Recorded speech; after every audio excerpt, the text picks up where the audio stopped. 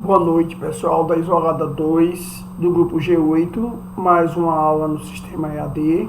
Vamos dar continuidade com o assunto eletroquímica, ainda dentro de pilhas. Tá certo? Hoje eu vou entrar com a parte mais teórica sobre as pilhas no dia a dia, explicação de algumas pilhas importantes, ok? Depois é que a gente entra em eletrólise, depois faz uma bateria, umas 2-3 semanas só de exercício. Tudo bem? Então, primeiro vamos ver logo essa parte teórica. Então, pessoal, pare bem, a gente está começando a nossa aula nessa sexta-feira, dia 20, porque eu sou péssimo de data, dia 28 de agosto, então a gente vai continuar pilhas, tá certo? Então vamos lá.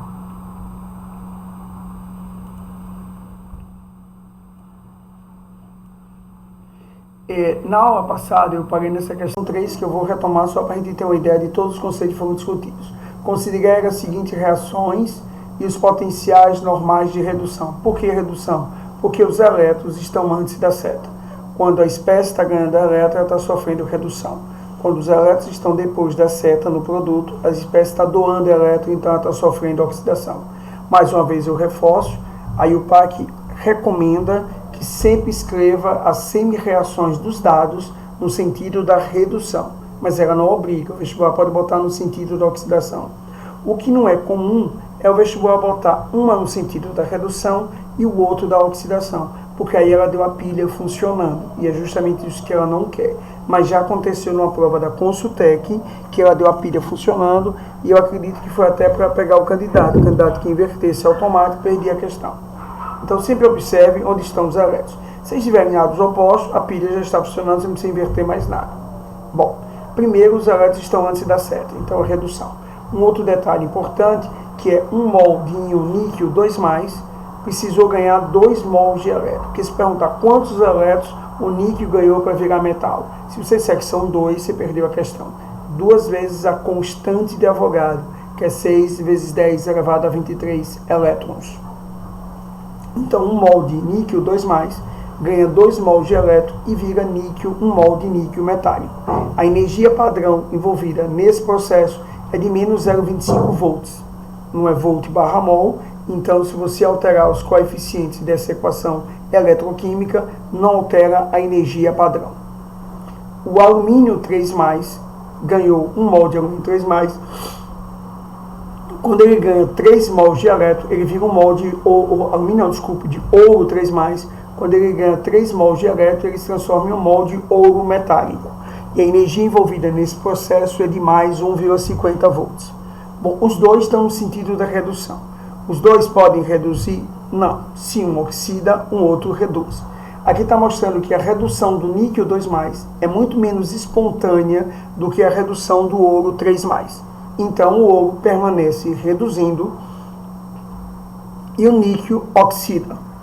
Se o níquel oxida, a semi-reação do níquel eu escrevo no sentido inverso.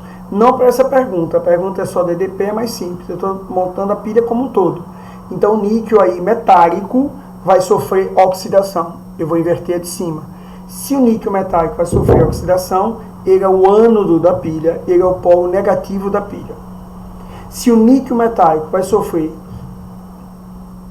oxidação, ele tem perda de massa. A massa do níquel metálico diminui. Então há um desgaste na peça do níquel. Supondo que isso aqui é o níquel, há um desgaste na peça, desaparece uma massa. Ok? Porque ele sofreu oxidação. Só que com esse desgaste, na natureza nada se perde, nada se cria, tudo se transforma. Com esse desgaste, o níquel metálico vira níquel iônico. A concentração de níquel 2+ aumenta durante o processo. Então diminui a massa de níquel metálico, mas aumenta a concentração de níquel 2+. Simultaneamente, o elétron sai do níquel metálico, que é o ânodo, que é o polo negativo, em direção ao ouro iônico na outra semicélula, através de um fio externo. Esse fio externo é para transferir os elétrons. E aí quando ele chega no ouro, na outra semicélula, o ouro metálico não ganha esse elétron porque ele já está reduzido. Metal é a forma reduzida. Mas o ouro iônico em solução ganha esses 3 mols de elétron e vira ouro metálico. Significa o quê? que a semicélula do ouro é o cátodo da pilha, é o polo positivo, é onde há redução. Ao mesmo tempo, a massa de ouro aumenta no eletrodo metálico ouro e a concentração do ouro 3+ diminui. Ok? A migração de elétrons sai do níquel metálico para o ouro iônico e a corrente elétrica sai do ouro iônico para o níquel metálico. A DDP, que é a pergunta dele, bem simples, eu não preciso fazer nada disso. A DDP eu não uso nem forma. Nos livros tem uma forma, ΔE, que é a diferença de potencial, E de oxidante menos E de redutor. Eu nem uso essa forma. Eu faço o seguinte, o menor inverto somo. Aí um é negativo, o outro é positivo. Quem é o menor? Menos 0,25. Então fica mais 0,25. Com 1,50 fica mais 1,75, letra C é a resposta. Agora, a representação da pilha toda, nós temos um detalhe. O níquel metálico vai liberar 2 mols de elétron. O ouro iônico vai ganhar 3 mols de elétron. A equação estequiometricamente falando não está balanceada. Então eu multiplico a do níquel por 3 e a do ouro por 2. Aí a equação está balanceada. E aí eu vou ter 3 mols de níquel metálico, depois da seta, 6 mols de elétron, 3 mols de níquel 2+. A energia, já que eu inverti, mais 0,25. Na outra semicélula, 2 mols de ouro 3+, mais 6 mols de elétron, dando 2 mols de ouro metálico. Corto os elétrons, aí eu tenho como equação final 3 mols de níquel metálico mais 2 mols de ouro iônico do outro lado da seta. 3 mols de níquel 2+, mais 2 mols de ouro metálico. ΔE 1,75, que é a pergunta. A representação da UPAC é a 25 graus, concentração iniciais de 1 mol por litro seria níquel metálico barra níquel 2+, 2 barras, ouro 3+, barra ouro metálico, ΔE 1,75. Então, tudo sobre essa pilha eu comentei antes de mostrar aí. Revisando, antes que eu continue. Tudo bem? Então, vamos devagarzinho agora mostrar a questão.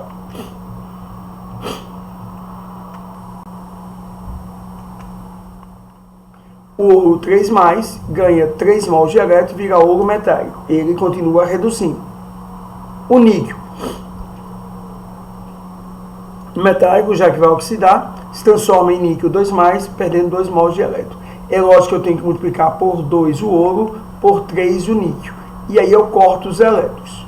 Cortando os elétrons, eu tenho como balanço final 2 mols de ouro 3+, 3 mols de níquel metálico, transformando-se em 2 mols de ouro metálico, 3 mols de níquel 2+, ΔE 1,75.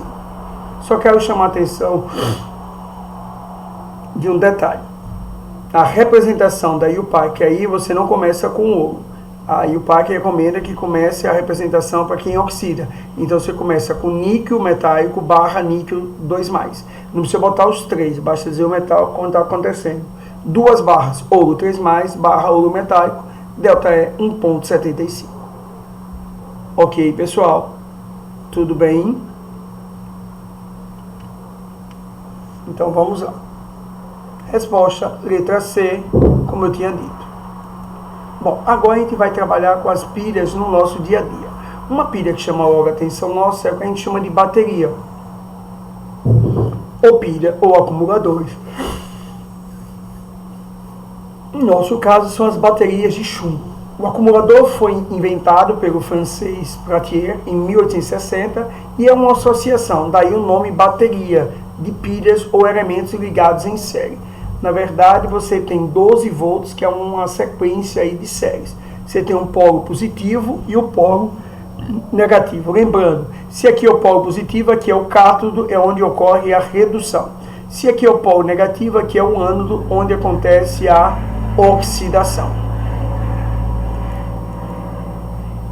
As baterias de 12 volts usadas nos automóveis, por exemplo, é formada por 6 compartimentos, que podem ser reconhecidas pelas 6 tampinhas por onde se repõe água, quando aquelas é de reposição de água. 1, 2, 3, 4, 5, 6. Correto? Bom, e produz uma força eletromotriz, uma DDP, de 2 volts cada uma. 2, 4, 6, 8, 10, 12. A ligação dos 6 elementos em série produz, portanto, 12 volts. Cada pilha ou elemento obedece o seguinte esquema. Polo positivo é onde acontece a redução, são as placas de chumbo com óxido de chumbo 4, que é o cátodo. Polo negativo é onde acontece a oxidação, onde acontece, ele cede elétron e o elétron vem para cá. Aqui ele está cedendo elétron. É o polo negativo, é o ânodo, é onde acontece a oxidação, é uma placa de chumbo. Então o chumbo oxida, deixa de ser metal, vai virar íon. O óxido de chumbo 4+, então o chumbo 4+, ganha elétron e reduz, correto? Esse oxida e esse reduz. Isolador de plástico, que são os pontilhados, isolador, solução aquosa de ácido sulfúrico, para onde migram os íons, solução aquosa de ácido sulfúrico, ok? Associação com maior número de elementos dão voltagem maiores e são usados em tratores, aviões e em instalações fixas, como centrais telefônicas, aparelhos de PBX, etc. Durante o uso, a descarga da pilha, como acontece quando damos partida no motor de um automóvel, ocorre as seguintes reações. No ânodo, que é o polo negativo, onde acontece a oxidação, o chumbo metálico vira chumbo iônico. Como tem um íon sulfato no meio do ácido sulfúrico, ele vira o sulfato de chumbo 2 ou sulfato plumboso, liberando 2 mols de elétron. No cátodo, que é o polo positivo, onde acontece a redução, o chumbo 4+, do óxido de chumbo 4, na presença do íon sulfato, do íon H+, do ácido sulfúrico, ganha os 2 mols de elétron e vira sulfato de chumbo 2. Ele era chumbo 4 e agora ele é chumbo 2. Ele era óxido plúmbico e agora ele é sulfato plumboso. Ok? E forma a água. Se forma a água, aumenta a quantidade de água no meio. Então houve uma diluição do ácido. Se houve uma diluição do ácido, a tendência é a densidade do ácido diminuir. Você está aumentando a produção de água, então essa densidade do ácido vai diminuir. Por que eu estou dizendo isso? Que isso vai ser um fator de você analisar quando a pilha chega ao seu final. Porque a tendência dessa reação global é o ácido deixar de ser ácido e virar uma solução aquosa de sulfato de chumbo 2. Então eu tenho um chumbo metálico do ânodo, chumbo 4+ no cátodo, na forma de óxido, o meio condutor que leva os íons é o ácido sulfúrico, formando chumbo 2+ e água, sulfato de chumbo 2+ ou plumboso e água. Ou, resumindo, no ânodo, polo negativo, chumbo metálico virou chumbo 2+, como eu tinha dito, e no cátodo, polo positivo, chumbo 4+, virou chumbo 2+. A reação final é chumbo metálico, chumbo 4+, virando 2 mols de chumbo 2+. Observe que na primeira reação global, que o ácido sulfúrico vai sendo consumido e causa uma diminuição da densidade da solução.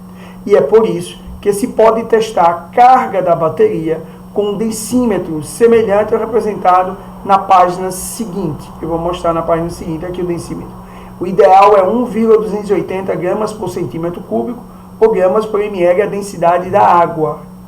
Aqui é o ácido sulfúrico da bateria, então ele puxa a solução e vê. Se tiver menor do que isso, então a bateria já está em desgaste, né? Porque está entrando, produzindo muito mais água no sentido da descarga da bateria.